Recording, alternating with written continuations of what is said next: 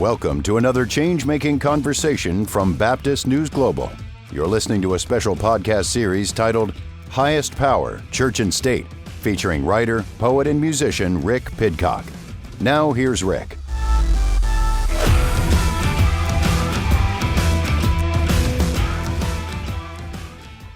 I'm going to use a metaphor that my team at republicen.org has told me to stop using. I told them in January 20th, I said, give it 6 months. Donald Trump right now is in the tub. It's full of water. 6 months in, the water's going to be draining out of the tub. And he's going to be sitting there, and then they say, stop. Do not. I don't want that picture of my friend.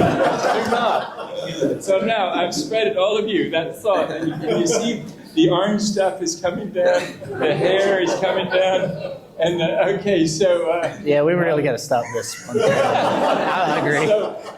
So give me, that means I get until July 20th, right? There's 6 months.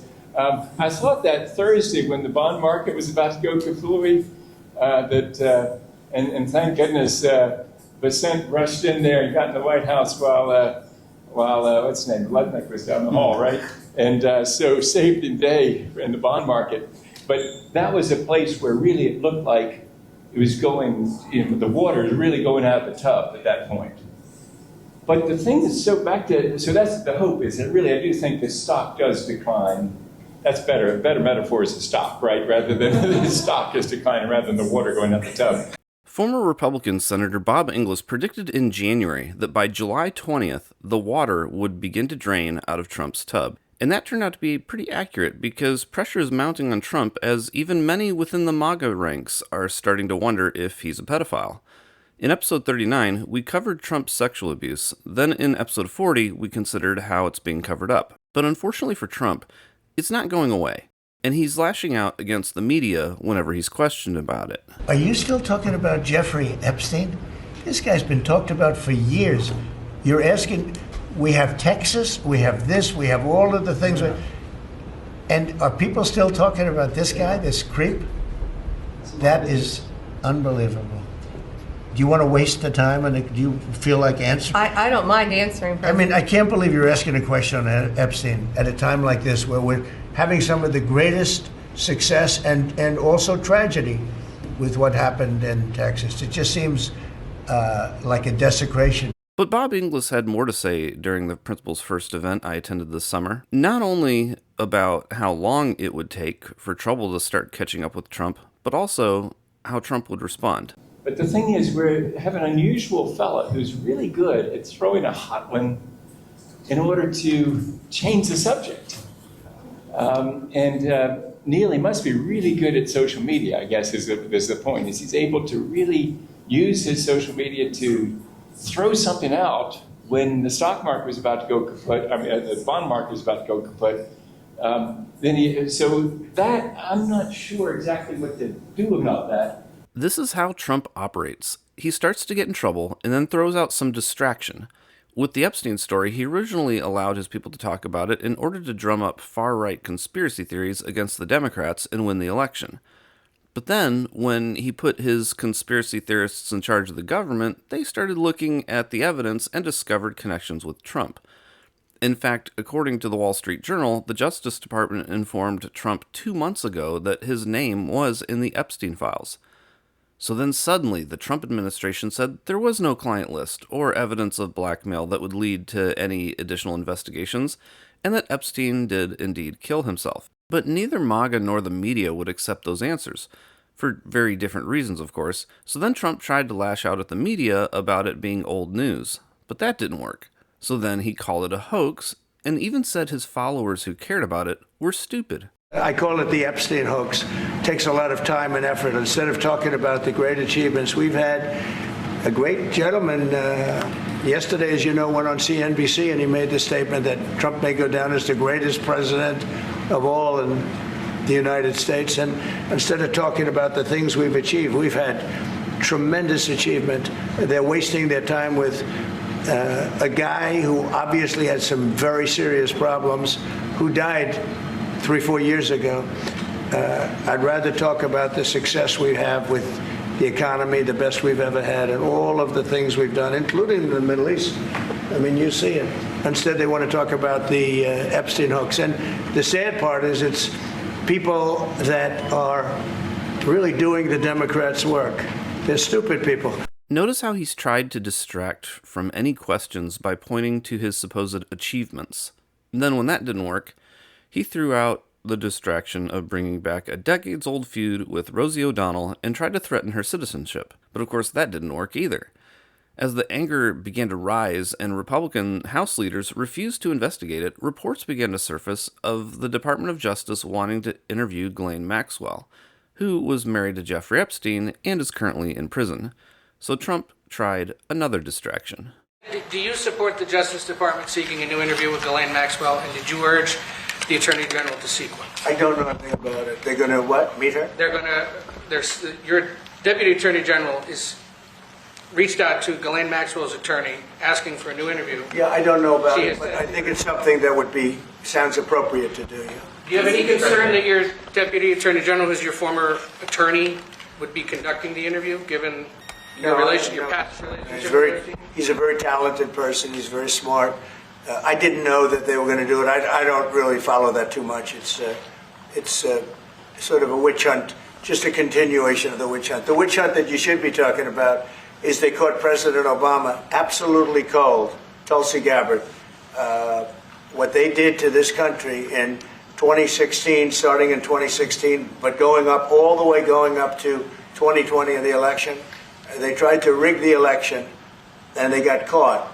And there should be very severe consequences for that. This is exactly what Bob Inglis said Trump would do. Now he's blaming everything on Presidents Obama and Biden and on Comey.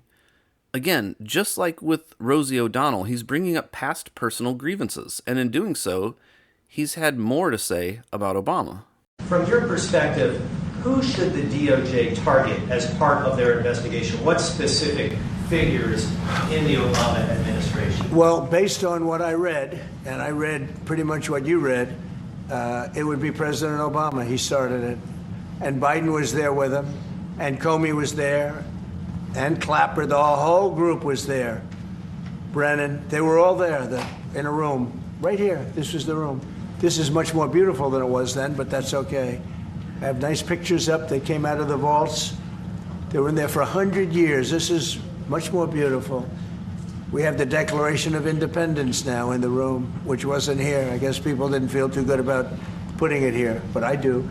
But you know what? If you look at those papers, they have them stone cold, and it was President Obama. It wasn't lots of people all over the place. It was them too. But the leader of the gang was President Obama, Barack Hussein Obama. Have you heard of him? And except for the fact that he gets shielded by the press for his entire life, that's the one look, he's guilty. It's not a question, I like to say, let's give it time. It's there, he's guilty. This was treason. This was every word you can think of. So now he's bringing up false allegations about election fraud. And to ratchet up the violence even more, he posted an AI video of President Obama being tackled to the ground and arrested as Trump smiles at him gleefully, and then Obama sits in prison. So finally, after all of this, a spokesperson for President Obama released a statement saying, quote, "Out of respect for the office of the presidency, our office does not normally dignify the constant nonsense and misinformation flowing out of this White House with a response. But these claims are outrageous enough to merit one. These bizarre allegations are ridiculous and a weak attempt at distraction. Nothing in the document issued last week undercuts the widely accepted conclusion that Russia worked to influence the 2016 presidential election, but did not successfully manipulate any votes.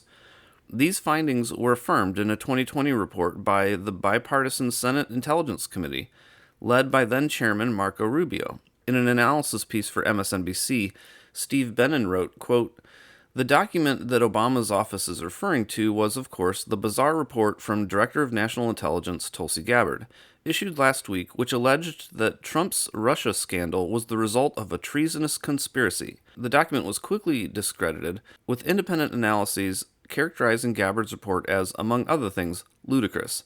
As for Team Obama's reference to Rubio, this of course reminded the public that just 5 years ago, the Republican-led Senate Intelligence Committee published devastating findings about Trump's Russia scandal, at one point literally describing a direct tie between senior Trump campaign officials and the Russia intelligence services.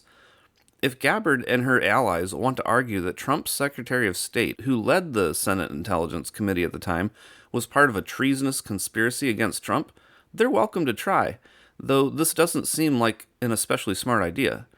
Or put another way, the Obama statement worked because it had reality on its side. So what do we make of all this? I think what we need to consider here is both the how and the why. How is Trump trying to get himself out of trouble?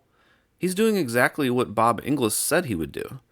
He's throwing out distraction after distraction based on personal grievances and conspiracies going back decades. So why is he doing this? Other than the obvious desire to weasel his way out of being held accountable, I would suggest, and would not expect much pushback, that the reason why is due to his ego. He can't stand the fact that he lost in 2020. He is obsessed with his own glory, his own honor, his own praise. He's so obsessed that he's now bringing 2016 into this, despite the fact that he won 2016. He sits in his Oval Office chair and in his conference room surrounded by people who fawn over him and who tell him how amazing he is nonstop. And ironically, I think that's why he fits in so well with white evangelicals, because that's what they do to those at the top of their hierarchy. As we've considered over the past few weeks, white evangelicals believe that the fundamental nature of the universe is a hierarchy of authority and submission that serves the purpose of glorifying the highest one.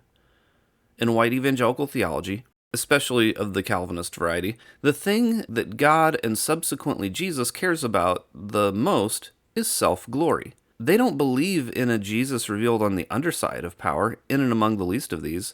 They believe in a Jesus revealed at the top, exerting authority on those below and violence on all those who don't become evangelicals. This is why, when I led worship, I was never allowed to lead the song Above All, because it says that he took the fall and thought of me above all, and the conservative evangelical Calvinist churches that I was in would say, well, no, that's man-centered.